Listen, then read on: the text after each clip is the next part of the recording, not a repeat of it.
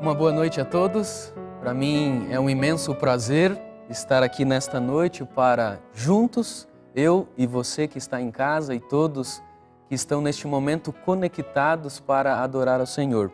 E o meu sincero desejo é que você aí em casa e todos que estão nos ouvindo e acompanhando sinta a presença do Senhor e seja alimentado pela sua palavra. Amém. Prioridade é tudo aquilo que vem em primeiro lugar. Prioridade é aquilo que nós damos preferência aos nossos pensamentos e principalmente aquilo que nós damos preferência às nossas ações. E geralmente aquilo que mais importa para a gente, geralmente aquilo que é mais importante para a gente é prioridade na nossa vida, não é verdade? E eu quero que no decorrer dos momentos que nós passarmos aqui meditando na Palavra de Deus, eu quero que eu e você reflitamos em alguns questionamentos. Qual tem sido a sua prioridade nos últimos dias? Qual tem sido a prioridade dos seus pensamentos nos últimos dias tão solenes que nós estamos vivendo? E principalmente, qual tem sido a prioridade das suas ações nos dias tão importantes que eu e você estamos vivendo?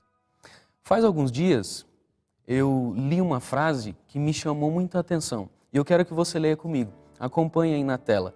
Essa frase foi dita por um pastor, o nome dele é Aloísio Silva, e a frase diz assim: Seus sacrifícios revelam suas prioridades. Veja só, conseguiu entender? Conseguiu entender essa frase? Quão profunda é ela? Diz a frase que os nossos sacrifícios, as coisas que nós mais nos dedicamos, as coisas que nós mais se esforçamos, aquilo que nós damos o nosso melhor, são prioridades na nossa vida. Essas coisas revelam quais são as nossas prioridades. Abra sua Bíblia e acompanhe comigo a leitura de 3 versículos que se encontram no capítulo 13 de Mateus. Evangelho segundo Mateus, capítulo 13, versículo 1, 2 e 3. Acompanhe comigo a leitura. Tendo Jesus saído de casa, naquele dia estava sentado junto ao mar, e ajuntou-se muita gente ao pé dele, de sorte que, entrando no barco, se assentou. E toda a multidão estava em pé na praia. E falou-lhes de muitas coisas por parábolas, dizendo: Eis que o semeador saiu a semear. Nessa ocasião, Jesus estava no mar da Galileia.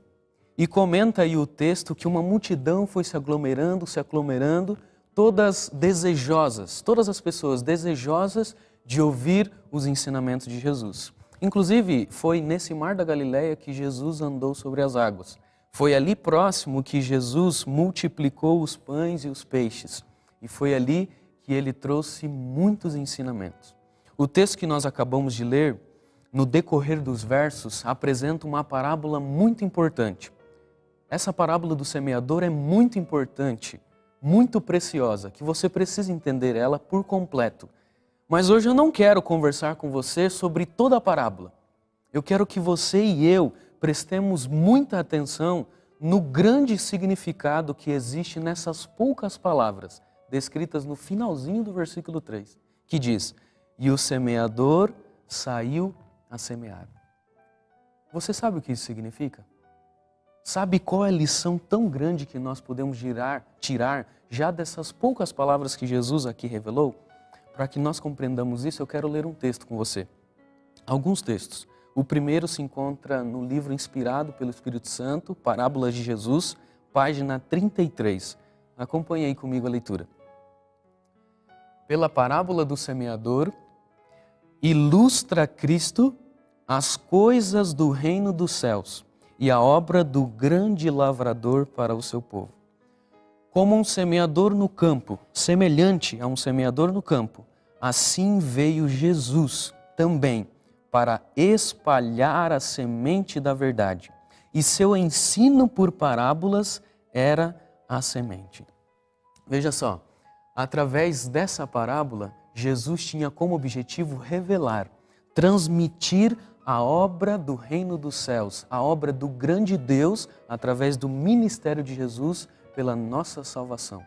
E aí diz a inspiração que assim como um semeador no campo sai para semear a semente, Jesus veio para não apenas trazer uma semente simples, mas a semente celestial, a semente do reino dos céus.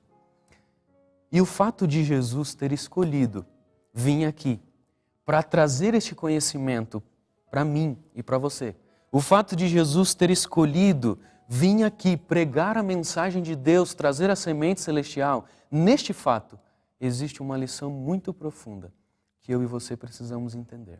Veja só um outro texto inspirado, agora na página 36 do mesmo livro, Parábolas de Jesus, diz assim, acompanhe comigo aí na tela.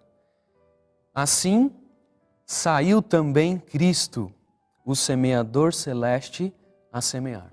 E para que Cristo pudesse sair a semear, veja o que ele fez. Cristo, Jesus, deixou seu lar seguro e cheio de paz. Deixou a glória que possuía junto ao Pai antes do mundo existir. Deixou sua posição no trono do universo. Saiu em solidão para semear em lágrimas e para regar com o próprio sangue a semente da vida para um mundo perdido. Consegue entender a profundidade disso? O fato de Jesus ter escolhido vir aqui? Jesus deixou toda a glória que tinha no céu, deixou a posição que ele tinha no céu para nascer no meio de animais, num lugar fedido. Jesus deixou a posição ao lado de Deus para se tornar um carpinteiro. Jesus deixou o favor dos anjos, deixou a adoração dos anjos, o amor dos anjos, para poder vir aqui e ser insultado, ser zombado, ser humilhado, ser rejeitado e, por fim, crucificado. Consegue entender a profundidade disso? Sabe por que Jesus fez isso? Por causa de você e por causa de mim. E durante toda a experiência que ele teve aqui neste mundo, sabe qual era a prioridade da vida dele? Acompanhe comigo aí o texto, Evangelho de João, capítulo 4, versículo 34, que nos diz: Jesus lhes disse, a minha comida é fazer a vontade daquele que me enviou e realizar a sua obra. Desde pequeno, desde menininho, desde sua infância, esse sempre foi o objetivo da vida de Cristo, fazer a vontade de Deus. E a inspiração fala que na sua infância, muitos jovens companheiros chamavam Jesus para fazer certas coisas e Jesus sempre respondia, está escrito, escondi a tua palavra no meu coração para eu não pecar contra ti. Ou em outras palavras, o que Jesus dizia para eles era, a minha vontade é fazer a vontade de Deus. E isso que vocês estão querendo me levar para esse caminho não é de acordo com a vontade de Deus. Por isso eu não posso fazer, porque a minha comida é fazer a vontade de Deus. Quando Jesus se deparava com pessoas desprezadas, quando Jesus se deparava com pessoas que tinham sido humilhadas, rejeitadas, comenta a inspiração que Jesus fazia de tudo para levar uma semente de conforto para essas pessoas, para levar uma semente de alegria, de esperança para os corações que talvez foram desprezados por alguém. Ele fazia isso porque ele sabia que era a vontade de Deus, o benefício e a felicidade daquelas pessoas. Jesus passou muitas noites em oração, orando pelos seus discípulos. Jesus passou muitas noites em oração, orando pelas pessoas que ele encontraria no outro dia. Jesus passou muitas noites em oração, orando pelas pessoas, pela salvação das pessoas. E em muitos momentos, Jesus até privou-se de alimento. Deixou de comer para ajudar alguém que mais precisava do que ele. Já pensou você fazer isso? Deixar de se alimentar e levar para alguém que mais precisa do que você? Toda a vida de Cristo, Toda a sua experiência neste mundo foi dedicada ao serviço de Deus e ao benefício dos seus semelhantes. Mas eu pergunto para você, por que Jesus agia assim? O que impulsionava Jesus a fazer essas coisas? A ser tão dedicado pelo benefício da causa de Deus, a ser tão dedicado pelo benefício das pessoas? Por que ele tinha essa dedicação tão plena, tão incrível, que muitas vezes deixou de até comer para ajudar alguém? Por que ele tinha essa dedicação? Nós encontramos essa resposta no Evangelho de João. Evangelho de João, capítulo 15, versículo 10. Acompanhe aí comigo também o verso. Se guardardes os meus mandamentos, diz Jesus, permanecereis no meu amor.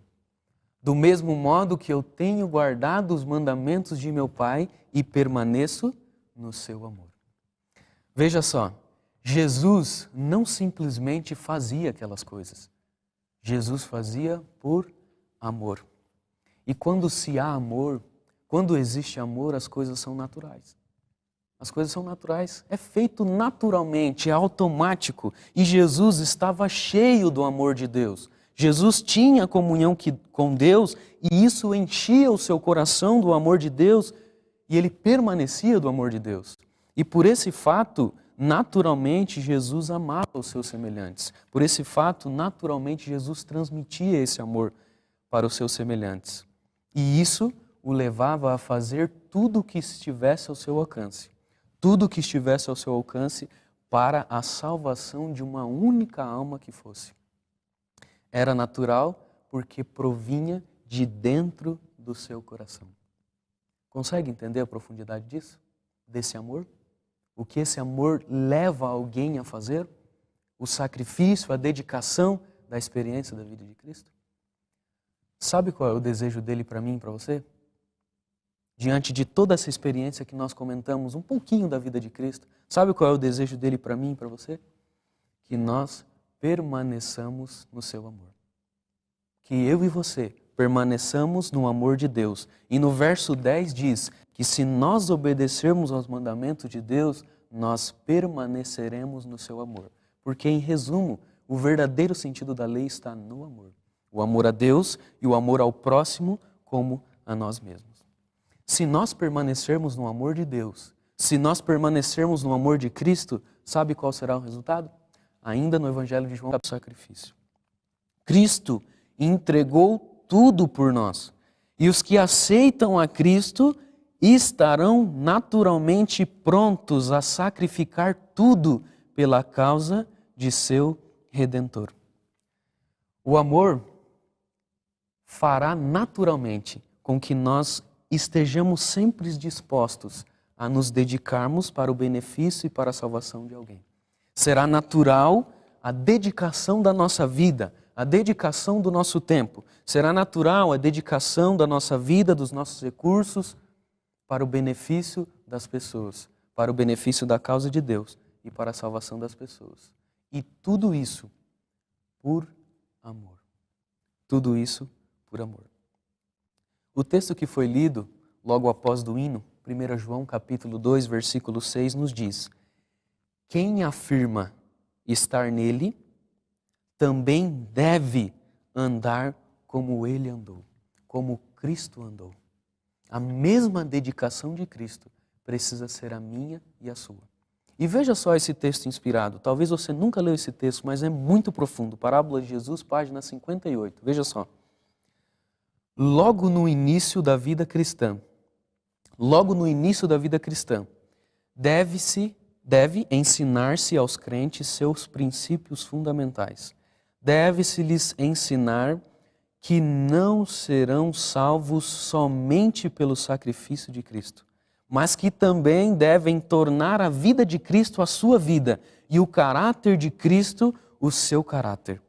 Ensine-se a todos que precisam levar fardos e renunciar às inclinações naturais. Aprendam a bem-aventurança de trabalhar para Cristo, seguindo-o em renúncia, seguindo-o em sacrifício e suportar como bons soldados as dificuldades. Consegue entender a profundidade disso? Sabe quando que essa dedicação, essa dedicação, esse empenho, esse sacrifício que cabe a um de nós, sabe quando que isso será uma realidade na nossa vida? Sabe quando de fato nós estaremos dispostos a se sacrificar, a se dedicar, a dar o nosso melhor, o nosso máximo para a salvação das pessoas? Sabe quando? Quando nós entendermos uma coisa e quando nós decidirmos dois detalhes. O primeiro aspecto é o que nós comentamos até aqui.